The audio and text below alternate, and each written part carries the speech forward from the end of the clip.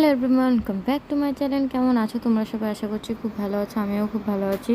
তো তোমরা হয়তো জানোই, এর আগের ব্লগে আমি যখন মেলার ব্লগটা ছেড়েছিলাম তখন বলছি আমি শিলিগুড়িতে আছি। তো এখন আমাদের বাড়িতে আছি, মানে তোমাদের দাদা মানে আমাদের বাড়িতে। তো যাই হোক, তোমাদের দাদাভাই ছিল না এতদিন, নেপালে ছিল, আর আমি বাড়িতে এসেছিলাম। তো আজকে জামাই ষষ্ঠী টাইটেল আর থাম্বনেল দেখে অবশ্যই বুঝেই গেছো। তো জামাই ষষ্ঠীর জন্য তোমাদের দাদাভাই এসেছে, আর আমাদের নতুন ঘর কমপ্লিটই হয়ে গেছে, তোমাদের দেখানো হয়েছে, শুধু পুজো করা হয়নি।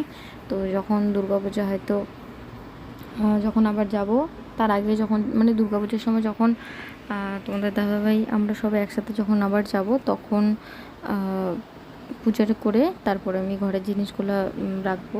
তো যাই হোক, এখানে শাড়ি টাড়িগুলো কেনা হয়ে গেছে।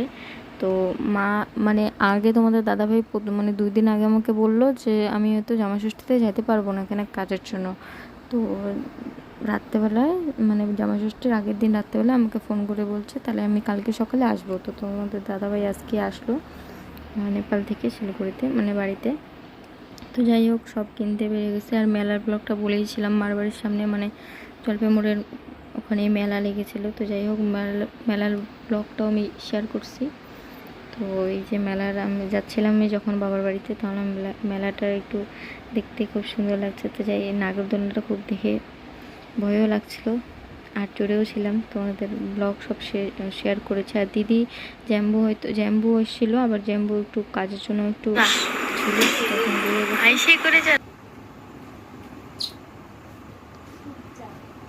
আবার ফরাকলা হয়েছে।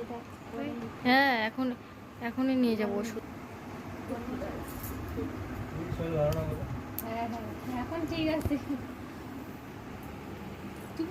আর এসেই একদম মানির কোলে। তো যাই হোক, এখানে এত গরম, আর আমাদের খুব লেট হয়ে গেছে। বললাম আমি আজকে মানে জামাষষ্ঠীর দিনই তোমাদের দাদাভাই নেপাল থেকে বাড়িতে গিয়েছিলো। তো যাই হোক, তোমাদের দাদাভাই ক্যামেরাতে আসা অত পছন্দ করে না, তো লজ্জা হয় হয়তো।